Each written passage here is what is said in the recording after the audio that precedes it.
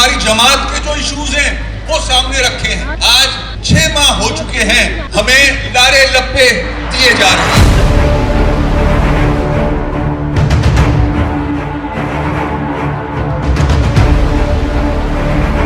देखिए, हमने नेक नियति से इनका साथ दिया, हम मिलके काम करें जिंदगी में, मगर अफसोस मुझे नहीं पता था ये धोखा था।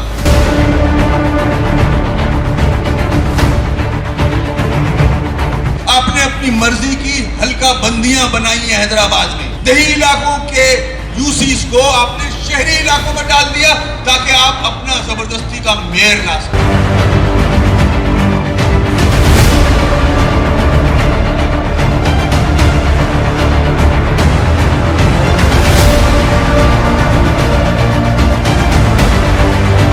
हम इलेक्शन से भाग नहीं रहे, आप कल इलेक्शन करा दें, हम हिस्सा लेंगे इंशाल्लाह। 15 तारीख को भी हम हिस्सा लेंगे। इन्होंने धांधली पूरी कर रखी है।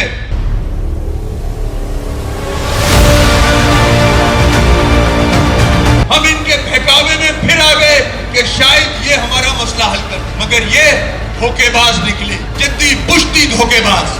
माजी में भी एमकेएम की कमर पे छुरा घोपा।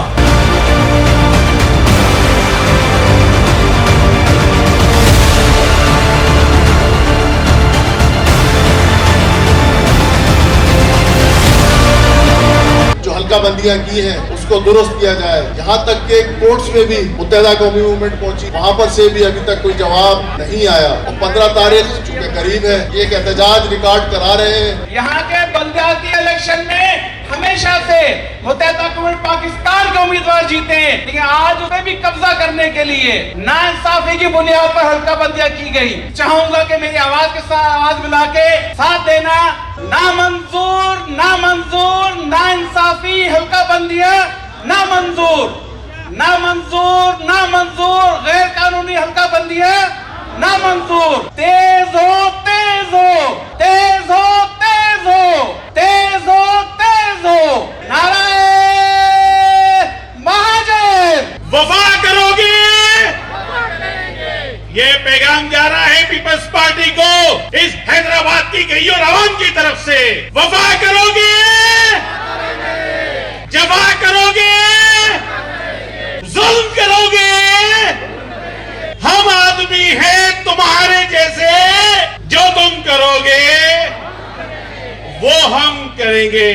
यहाँ जमा ये लोग ये नहीं कह रहे कि हमें वजीर आजम बनाने का इख्तियार दे दो, हमें अदलिया का चीफ बनाने का इख्तियार दे दो, किसी इदारे का चीफ बनाने का इख्तियार दे दो। ये जो बात कर रहे हैं, ये सिर्फ फकत इतनी सी बात कर रहे हैं कि जिन गलियों में, जिन शहरों में, जिन इलाकों में हम रहते हैं, उसकी छोटी मोटी सफाई के इख्तियार तो हमको दो।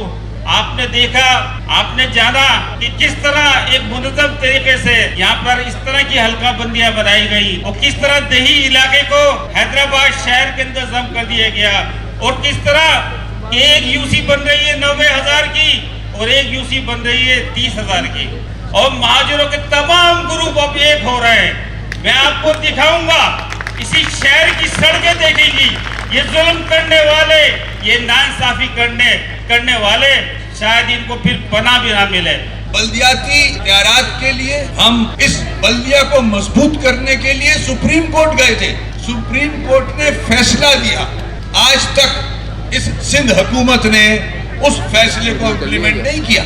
सुप्रीम कोर्ट में केस लड़ा, उस केस को जीते और अब उसको इम्प्लीमेंट करने के लिए हम फिर रोड पे खड़े हैं। ये कैसा कानून है? इमरान खान से जितनी मीटिंग्स हुई, उन मीटिंग्स में हमने अपने इलाकों के मसाइल रखे, मगर अफसोस कि एक मसला भी उस शख्स ने हल नहीं किया। सारे मसाइल उनके सामने रखे, सब वादे किए उस आदमी इमरान खान ने, मैं कराऊंगा हल। ये तो बड़ा जुल्म है। हमने उसके सामने रखा सेंसस, कराची को आधा गिन दिया गया है मेरे भाई, कहने लगा मैं कराऊंगा।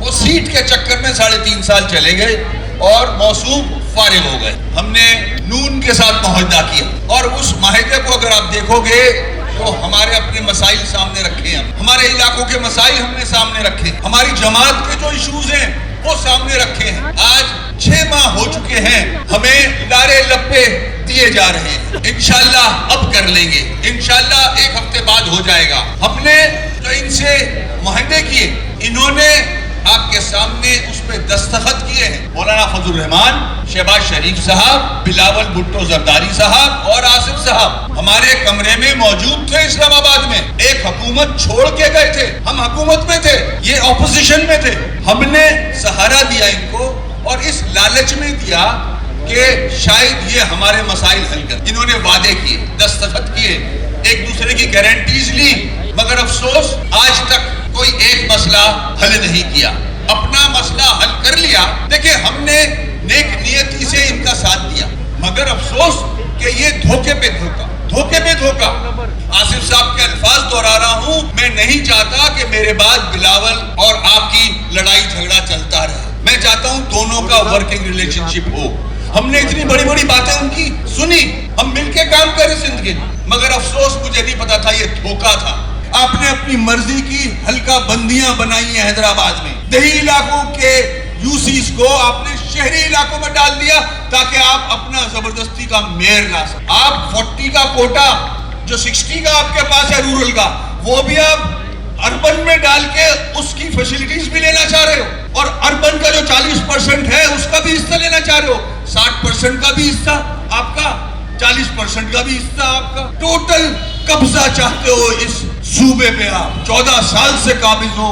14 साल से सिंध का हाल देखो आप। 1200 अरब रुपया मिलता है इनको, साल का कहां जाता है? लाड़काना का हाल देखो। इन्होंने पूरी तैयारी कर ली है कि कराची और हैदराबाद को भी लाड़काना में तब्दील कर दे।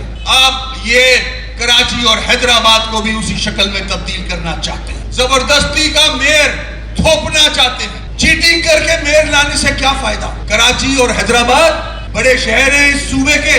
हैदराबाद की जो ये मार्केटें हैं, इनके टैक्सेस से आप पलते हो। आपकी वडेरा शाही चलती है। आपके घर के खर्चे ये हैदराबाद का बाजार उठाता है।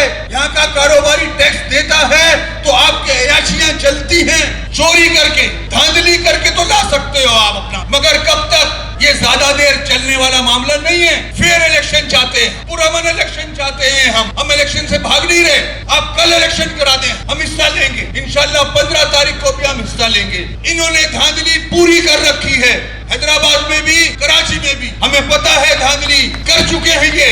इन्होंने डिस्ट्रिक्ट काउंसिल की यूसीज अपने पास ले ली हैं, जो कि ज्यादती है, नाइंसाफी है। अगर मेरी माएं बहनें आज ये वादा कर लें कि हर घर से जिसका वोट है निकल के वोट डालेगा, कोई वोट जाया नहीं होगा, हर जगह जाके डालेंगे वोट। मैंने कहा बका का मामला है, हम मरे नहीं है, जिंदा है, महाजिर जिंदा है। तो आप वादा करते हो मेरे बुजुर्गों, साथियों, माओ बहनों, हाथ उठा के वोट डाले हैं। अपनी कौम के मसाइल के हल के लिए डाले थे, जमहूरियत को मजबूत करने के लिए डाले थे। हम इनके बहकावे में फिर आ गए कि शायद ये हमारा मसला हल कर दे, मगर ये धोखेबाज निकले, जिद्दी पुश्ती धोखेबाज। माजी में भी एमकेएम की कमर पे छुरा घोपा, आज फिर तुमने एमकेएम की कमर पे छुरा घोपा है। खामोश। हम आसिफ जरदारी साहब के जवाब का इंतजार कर रहे हैं। हमने मीटिंग की थी उनसे, उन्होंने वादा किया था। आसिफ साहब मशहूर हैं कि जो वादा करते हैं वो पूरा करते हैं, ऐसा है ना? लोग तो यही बोलते हैं, मगर मुझसे वादा किया हुआ पूरा नहीं हुआ अभी तक। ये मैं नहीं हूँ। 3.5-4 करोड़ कौम है, 3.5-4 करोड़ की आबादी है जिससे आपने वादा किया है। आप ये वादा पूरा करें, और अगर ये वादा पूरा नहीं करेंगे तो राब्ता कमेटी के पास ऑप्शन मौजूद है, हम उस पर फैसला कर सकते हैं।